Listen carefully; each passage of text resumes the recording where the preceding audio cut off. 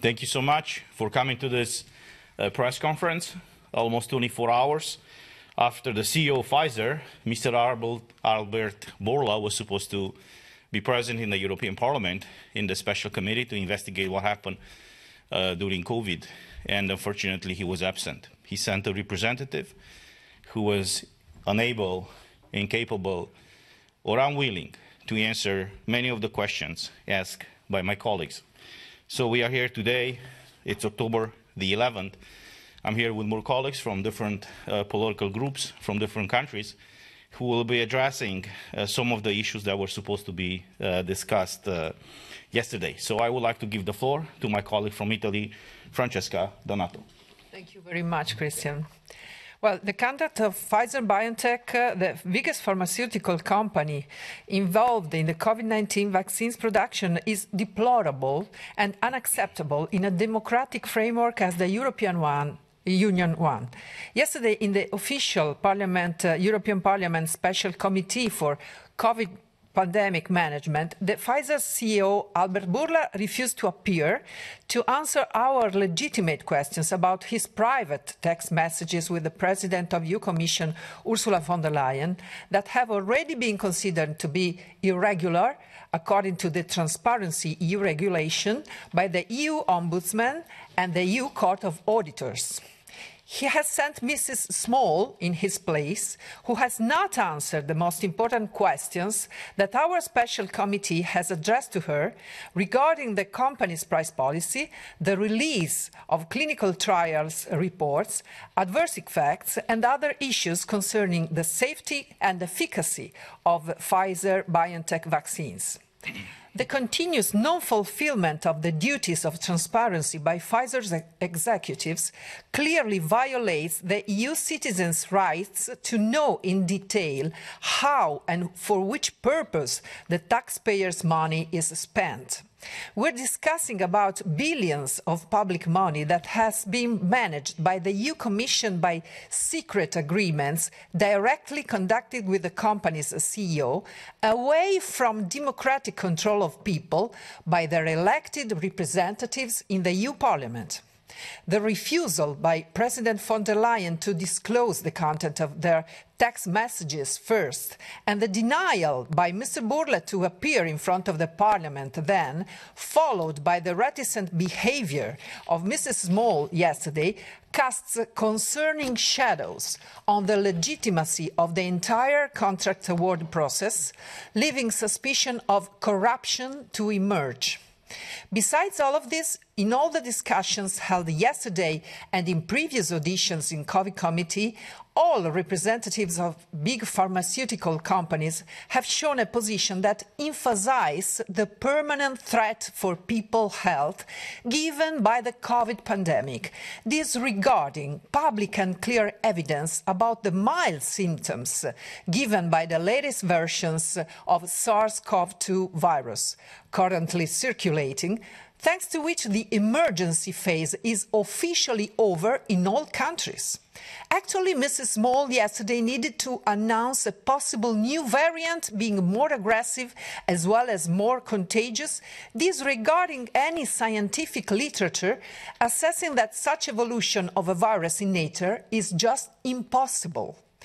The misuse of communication, falsely cloaked in scientific truth, is just disgusting and misleading.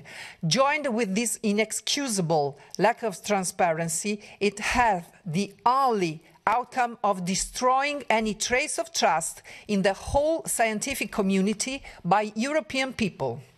I think that companies who behave this way should be banned by the lobbies allowed to enter the Parliament and the Commission, and that further investigation is needed by competent authorities to let the truth come to light and to secure the full right of the EU citizens to transparency and public interest-oriented EU policies.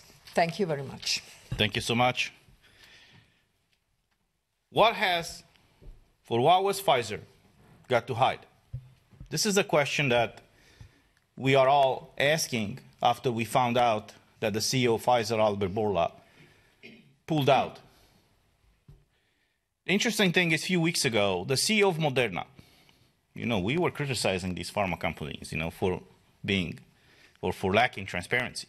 But at least the CEO of Moderna had the courage, I would say, to come and answer questions.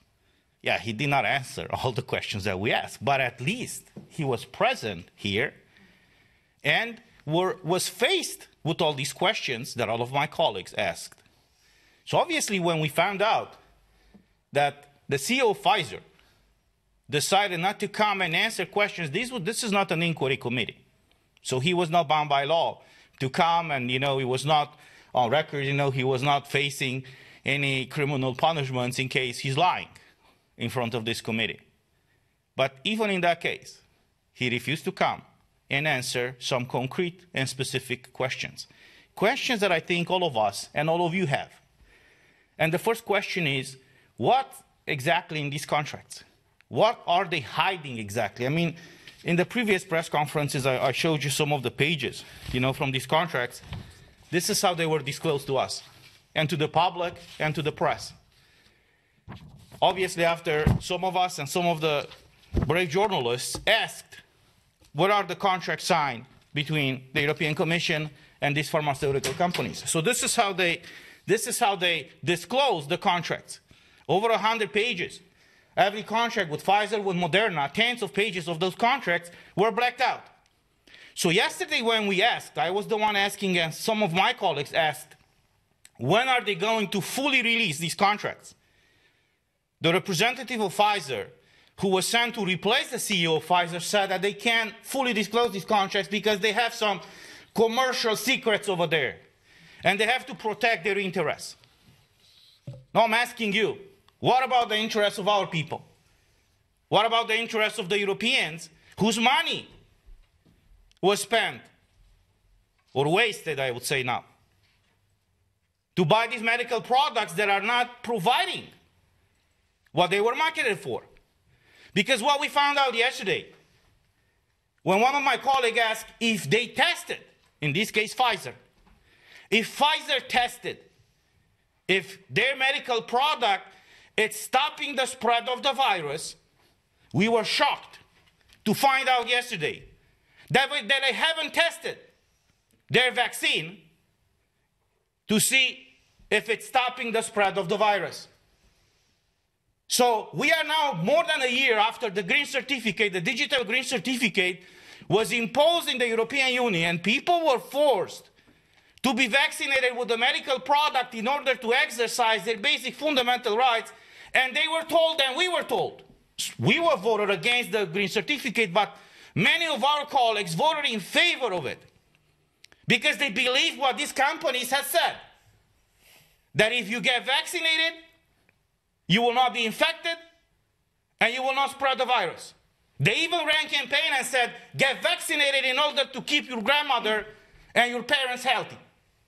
And we find out now, after more than a year, that when they requested the special marketing authorization, they haven't tested the vaccine to see if it's stopping the spread of the virus.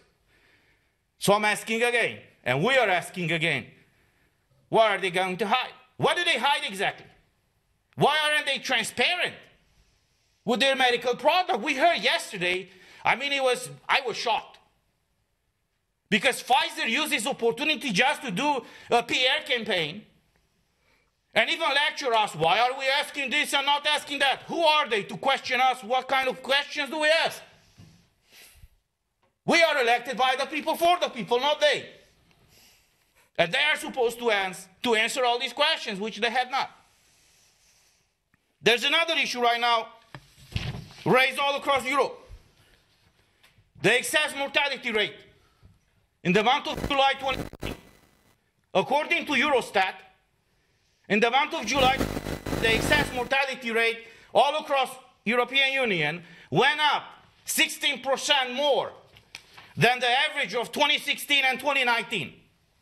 Now, if you look on the map here, this is released by the Eurostat. It's not from us. If you look on this map, you will see that the countries with the highest vaccination rate have right now the highest mortality rate.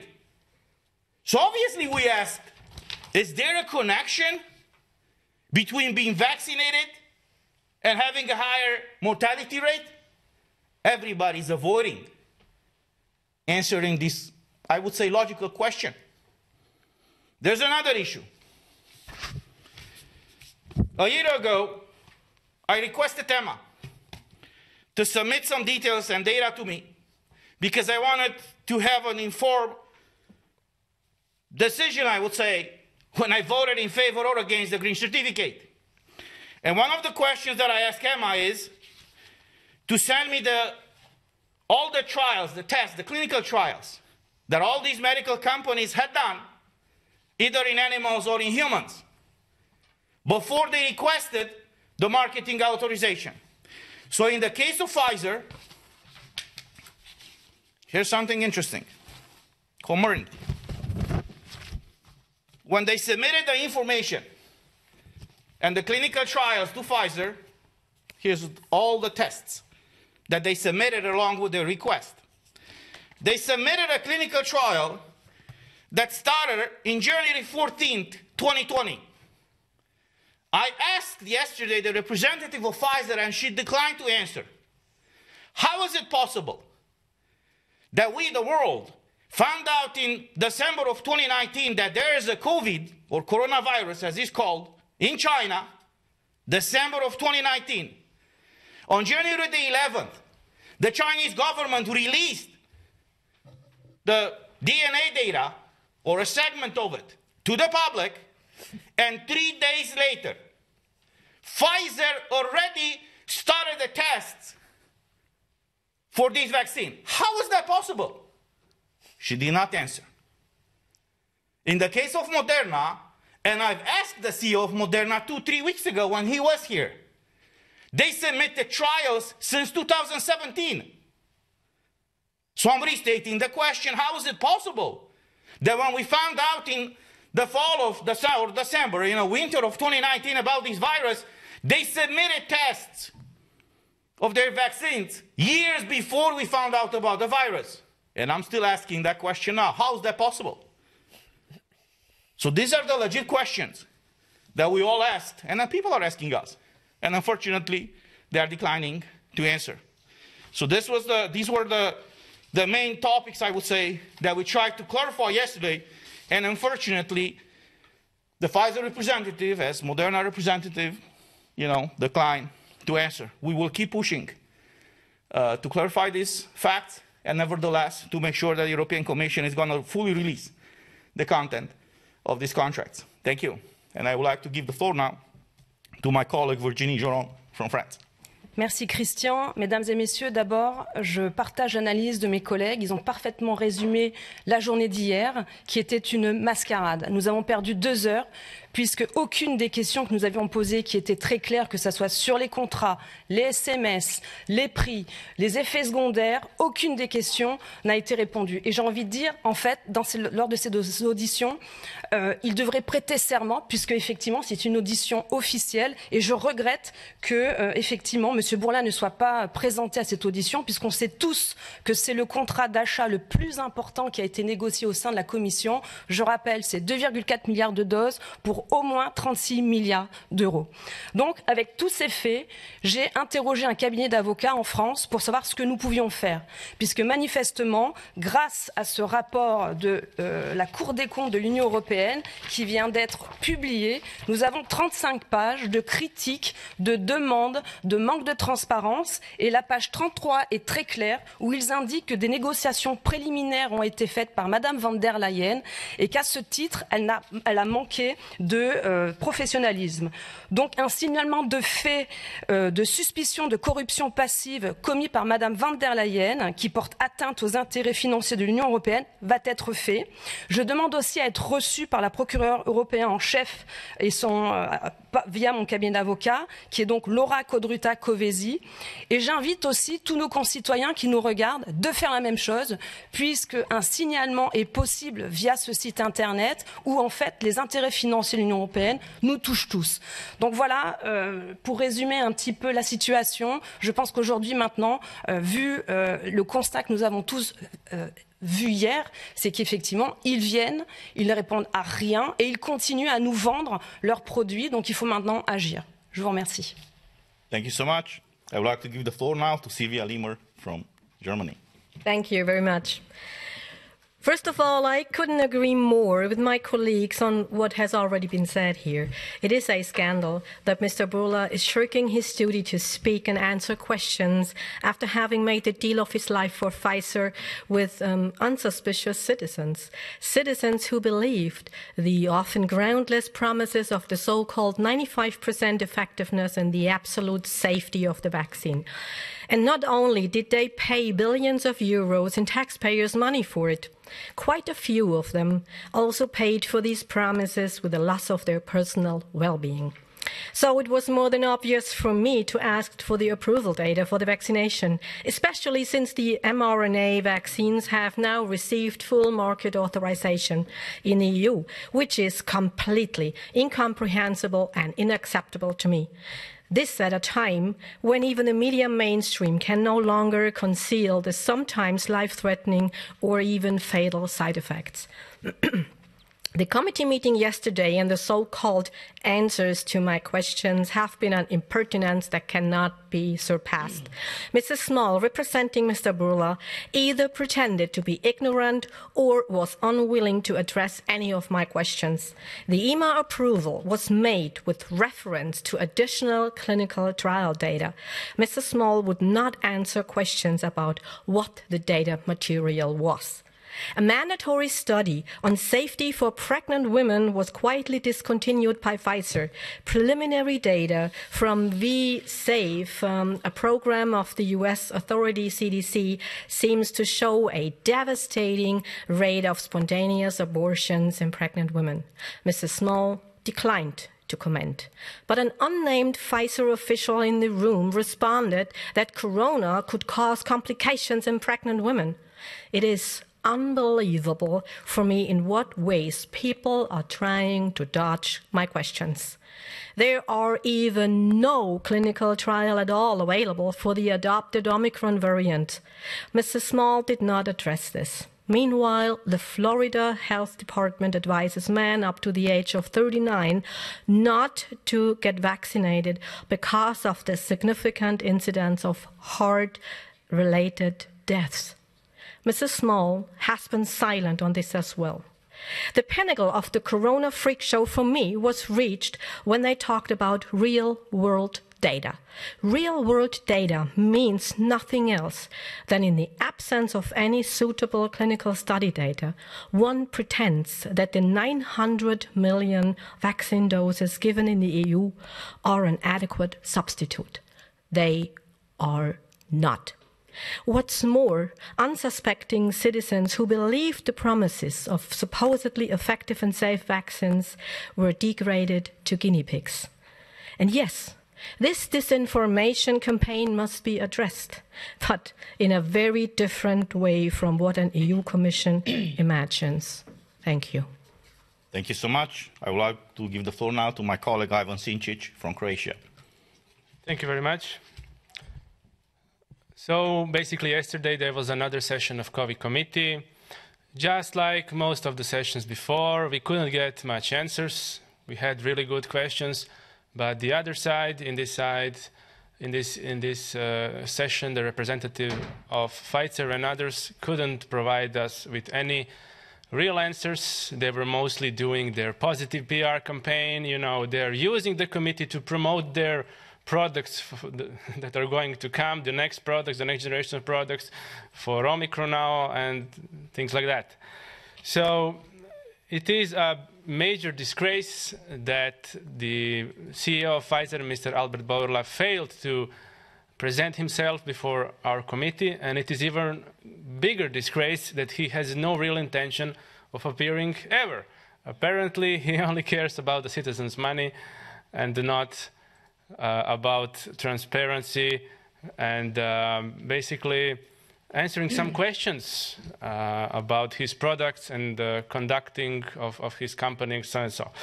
So I will suggest to the Secretariat that invites our guests, the ones that we speak with, that he should be invited using a text message and not an email next time. Perhaps he will appear in that way.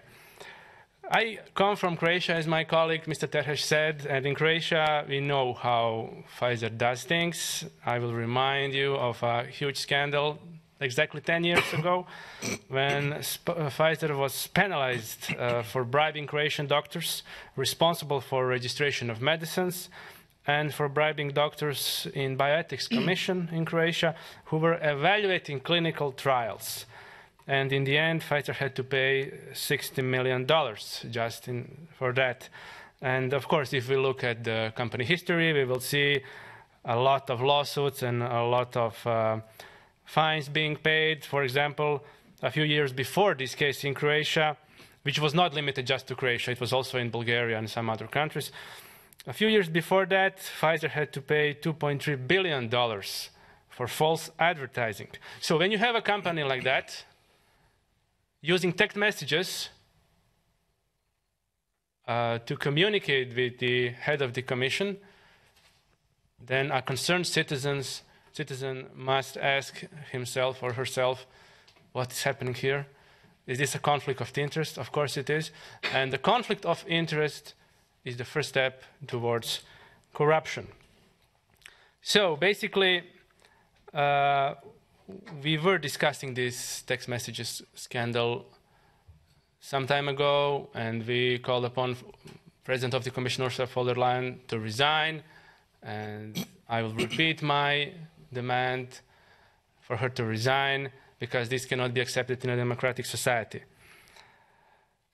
I'm also pleased that yesterday on our committee session, some attention was given on the very good assessment of 500 independent Canadian medical doctors and scientists who were proving how Pfizer manipulated their initial study from December 2020, which they used to get an approval. So they requested me to send it to them. I will gladly send it to them, and I hope they will not be dodging the answers anymore. After all of this is over, I am not sure Pfizer will be the biggest company, pharmaceutical company, but it will certainly remain a champion in escaping from answers to the public. Thank you. Thank you so much. And last but not least, my colleague, Christine Anderson from Germany. Yes, hello. Good morning from me too. So, yesterday's session of COVID committee showed yet again that EU Parliament is nothing but a gigantic show of democracy illusion to fool the peoples of Europe into thinking their interests were represented in Parliament. It is not, though. Not only do the invited panelists, such as representatives of pharmaceutical companies or ministers of health from the member states, not answer any of our questions. No, they continue to spread disinformation about the safety and efficacy of mRNA injections. They continue to lie about and downplay, outright deny the harmful effects of these injections. They continue to keep to deny the people access to the contracts, and they continue to let Ursula von der Leyen get away with not disclosing the texts exchanged between her and Pfizer CEO, Mr. Burlá. In short, they continue to demonstrate their utter contempt for the peoples of EU. The chair of COVID committee, Ms. Kathleen van Bremt, Social Democrat in Belgium, does not run this committee to serve the people. She runs this committee to protect the interests of pharmaceutical companies, EU Commission, and governments of EU at the expense of the people. Yesterday, Mrs. van Bremt refused to put a point of order to a vote. This is a gross violation of the rules of procedure and demonstrates her disregard for democracy and the rights of the people. You might want to drop her a couple of lines to let her know that you will not tolerate your rights being violated by her or anyone else for that matter. I had raised this point of order to declare COVID committee incompetent to serve the best interest of the people and to expose their scheme for lack of authority to compel anyone to appear in front of committee and to answer any questions, thus opening a way to have a formal committee of inquiry set up. A formal committee of inquiry would give the people the means to get to the bottom of things and would put an end to their plot of stripping the people of freedom, democracy, and the rule of law. All of us here today, and many more, there is more MEPs by now, we will continue to fight for a committee of inquiry.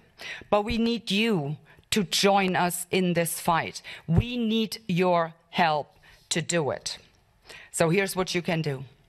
Write to your MEPs, call their offices, and keep doing it. I mean, do it over and over and over again, literally clocking their phone lines. Get on their nerves. Demand a committee of inquiry. And keep doing it for as long as it takes. Do not stop until your demands are met. It is your right. Let them know that in a democracy, it is in fact you, the people, that are running the show. And if they fail to respect that, then let them know you will replace them. So please take charge, get involved. Don't let these anti-democrats get away with stripping you of your freedom, democracy, and the rule of law. Thank you.